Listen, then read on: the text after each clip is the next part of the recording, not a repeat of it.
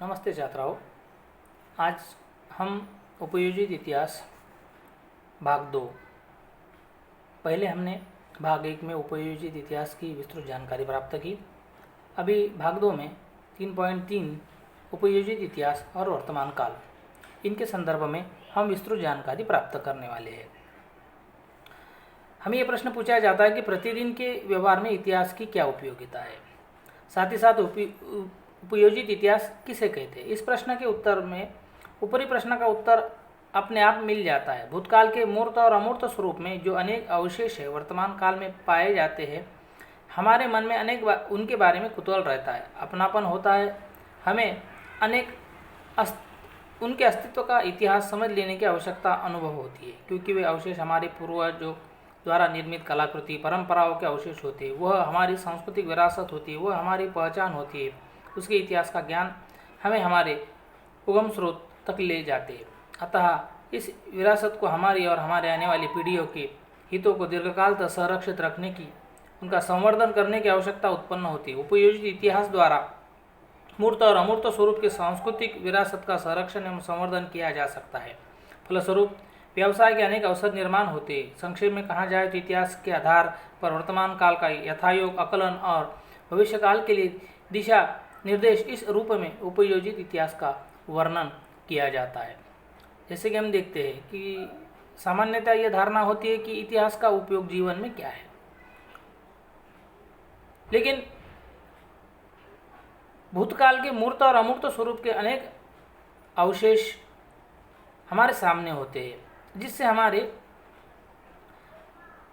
कुतूहल को बढ़ावा प्राप्त होता है। साथ ही साथ कुछ कलाकृतियाँ होती है, कुछ बहुत सारी ऐसी हमारे इर्द गिर्द जो संकल्पनाएं, वस्तुएं, अवशेष होते हैं, जिससे हमारी सांस्कृतिक विरासत परंपराओं को हमें अध्ययन करते समय उनका उपयोग होता है।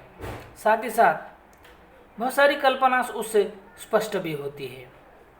यहाँ पर दिए वाला देखो 3.4 में सांस्कृतिक और प्राकृतिक विरासत का प्रबंधन। सांस्कृतिक विरासत ये मानव निर्मित होती है, वह मूर्त और अमूर्त स्वरूप में होती है। सांस्कृतिक विरासत यानी क्या, जैसे आपको पता है मनुष्य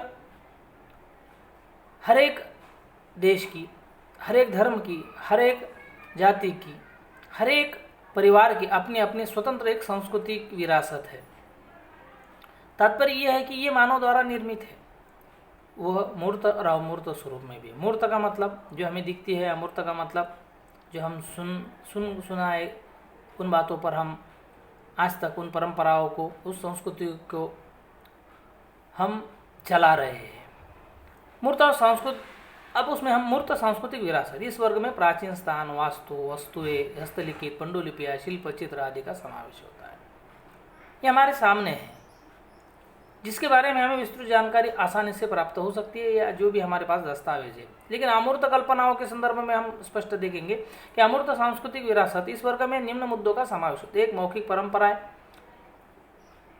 उपयोग में लाई जाने वाली भाषा, पारंपरिक ज्ञान, तीज त्योहार मनाने की सामाजिक प्रथा, धार्मिक विधियाँ, कला प्रस्तुतिकरण की पद्धतियाँ, विशिष्ट पारंपरिक कौशल, इन परंपराओं प्रथाओं के कौशल्य आदि का प्रतिनिधित्व करने वाले समूह वर्ग। अमूर्त संकल्पना विशेषतः ये मौखिक पारंपरिक त्योहारों में, प्रथाओं के रूप में, कला सादरीकरण के रूप में, साथ ही साथ कौशल्य आदि पर वह निर्भर होती है। लेकिन मूर्त में हमें पता है वास्तु है, वस्तु है, हस्तलिखित है, पंडुलिपियों जिसको हम कहते हैं, ये हमारे सामने दिखती है। लेकिन अमूर्त कल्पनाओं में यह सदियों से चली आ रही है और इसको आगे भी चलाया जाएगा। परिवार का ये परंपराएं चलाई जाती और इन परंपराओं को आगे भी लेकर जाते हैं। अब इसमें हमने एक सांस्कृतिक विरासत देखा, अब ब देखेंगे प्राकृतिक विरासत। प्राकृतिक विरासत की अवधारणा में प्रकृति में पाए जाने वाली जैव विविधता का विचार किया गया है, जिसमें निम्न घटकों का समावेश होता है। जैव विविधता प्राकृतिक विरासत में। अब जैव विविधता आपके भूगोल के साथ अच्छी तरह से संबंधित है। तत्काल आप समझ गए होंगे कि जैसे कि प्राणी, वनस्पति जगत, उनके अस्तित्व के लिए आवश्यक परिसंस्थाएं, और भू रचनात्मक विशेषताएं। अब आपको पता है प्राणी, वनस्पति जगत ये प्राकृतिक विरासत है हमारी। प्रकृति के साथ हमें प्राप्त हुए वाली है। सांस्कृतिक विरासत जो मानव द्वारा निर्मित है। देखो, दोनों का अर्थ हम शब्द के साथ आराम से निकाल सकते हैं। आने वाली पीढ़ियों की हितों का संरक्षण करने के लिए हमारी विरासत का संरक्षण आवश्यक है। विलुप्त होने वाली कगार पर पहुंची संस्कृति और प्राकृतिक विरासत का संरक्षण संवर्धन होने की दृष्टि से विश्व संगठन यूनेस्को ने कुछ दिशा निर्देश सिद्धांत घोषित किए। उन दिशा निर्देश सिद्धांतों के आधार पर विश्व विरासत के पद हेतु पात्र सिद्ध होने वाले स्थानों, परंपराओं की सूची घोषित की जाती है। अब आपको पता है यूनेस्को द्वारा हमारी प्राकृतिक विरासतों को संभालना, संजोगना, उन धरोहरों को मानवता की दृष्टि से, मानवता के इतिहास की दृष्टि से, मानव जाति के कल्याण के उद्देश्य से संभालना हर एक व्यक्ति का कर्तव्य है, दायित्व है। उस राष्ट्र का है, उस देश का है, उस शहर का है, उस गांव का है, हर एक व्यक्ति का है। इस बात को ध्यान में रखते हुए मानव कल्याण की दृष्टि से यूनेस्को द्वारा इन धरोहरों को सुरक्षित रखना, संभालना, उनका संवर्धन करना, इन बातों के लिए कुछ स्थानों को, परंपराओं को उनकी सूची में उन्होंने घोषित किया है। अब वह सूची किस प्रकार की है, किस स्वरूप में है, ये हम जानने की कोशिश करेंगे। प्राकृतिक सूची में भारत के विश्व विरासत के स्थानों के संदर्भ में हम आपके किताब में पेज नंबर 18 पर उस प्रकार से जानकारी दी गई है, उसकी सूची दी वाली है, उसको मैं पढ़ रहा हूँ। 1985 में काजीरंगा राष्ट्रीय उद्यान, 1985 में केवल देव राष्ट्रीय उद्यान, 85 में ही मानस वन्यजीव अभयारण्य, 87 में सुंदरवन राष्ट्रीय उद्यान, 88 में Nanda Devi valley of flowers राष्ट्रीय उद्यान 2005, पश्चिमी घाट 12 2012, 14 में ग्रेट हिमालयन पार्क। भारत में मिश्र स्वरूप के विश्व विरासत स्थानों में कंचनजंगा राष्ट्रीय उद्यान है। ये जो मैंने 1985, 1987, 88 ये साल मैंने कहे जब यूनेस्को ने उन्हें विश्व विरासत का दर्जा उस साल उसको प्राप्त हुआ है, और कौन से स्थानों को उसके संदर्भ में मैंने आपको बताया। केवल प्राकृतिक के संदर्भ में नहीं, बल्कि सांस्कृतिक विरासत, साथ ही साथ विश्व मौखिक और अमूर्त विरासत की सूची में बहुत सारे जानकारी हमें दिए वाली है। वैसे प्राकृतिक विरासत में यूनेस्को की विश्व प्राकृतिक विरासत की सूची में पश्चिमी घाट का समावेश 2012 में किया गया है। सातारा का कास्का पठार, साथ ही साथ अन्य पुरातत्व विभाग और भारत के प्रत्येक राज्य सरकार का पुरातत्व विभाग इसके संदर्भ में जानकारी प्रदान करता है। Intellect, Indian national trust for all art and culture heritage, यह एक स्वयंसेवी संस्था है और इस क्षेत्र में यह संस्था 1984 से कार्य करती है। सांस्कृतिक प्राकृतिक विरासत संस्थानों का संरक्षण संवर्धन परियोजनाओं में अनेक विशेषज्ञ व्यक्तियों का समावेश रहता है। उन सभी में संबंधित स्थान सांस्कृतिक, सामाजिक, राजनीतिक इतिहास का बोध निर्माण करने का कार्य उनके द्वारा किया जाता है। परिणाम स्वरूप परियोजना के अंतर्गत विरासत स्थानों के मूल स्वरूप को न बदलते हुए संरक्षण संवर्धन का कार्य करना संभव होता है। कुछ स्वयंसेवी संस्थाएं जैसे यहाँ पर आपकी किताब में दिए वाला है, यूनेस्को द्वारा इन विरासतों को संजोगा गया है। साथ ही साथ परियोजना के अंतर्गत विरासत स्थानों के मूल स्वरूप को न बदलते हुए उसे उनका संवर्धन करना, स्थानीय समाज का ताना बाना और मानसिकता, उनके सम्मुख वर्तमानकालीन विविध चुनौतियां, स्थानीय लोगों की अपेक्षाओं की समीक्षा की जा सकती है।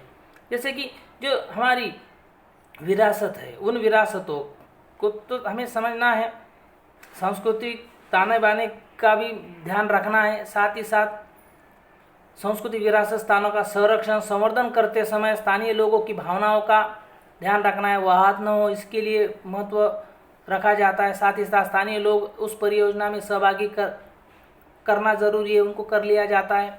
साथ ही साथ स्थानीय लोगों के पारंपरिक कौशल्यों को प्रोत्साहन दे सके, ऐसे उद्योग व्यवसायों को बढ़ावा मिलेगा। इसके लिए सुनियोजित ढंग से योजना बनाना संभव होता है। योजना बनाना संभव होता है। अब हमने सांस्कृतिक उपयोजित इतिहास, आपको शायद पता है, मैं पहले भी आपको वीडियो में स्पष्ट कर चुका हूँ कि इतिहास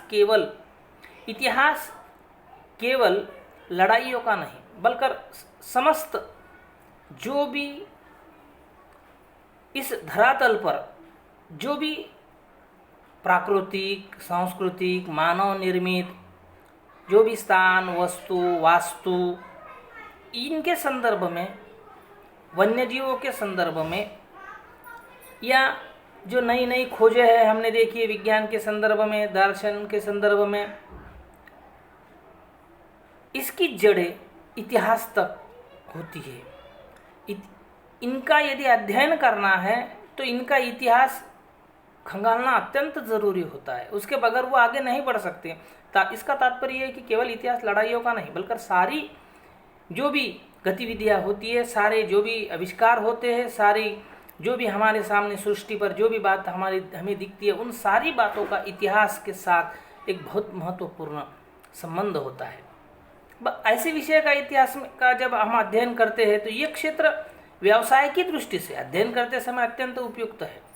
जैसे नीचे दिए गए क्षेत्रों में संबंधित कानूनी नियम और सार्वजनिक नीति निश्चित करते हेतु इतिहास का ज्ञान सहयोग सिद्ध होता है। जैसे संग्रहालय, अभिलेखागार, इतिहास स्थानों का संरक्षण, संवर्धन, पर्यटन, आतिथ्य, मनोरंजन और संपर्क माध्यम इतिहास के व्यवसाय की एक क्षेत्र है। जैसे आपको पता है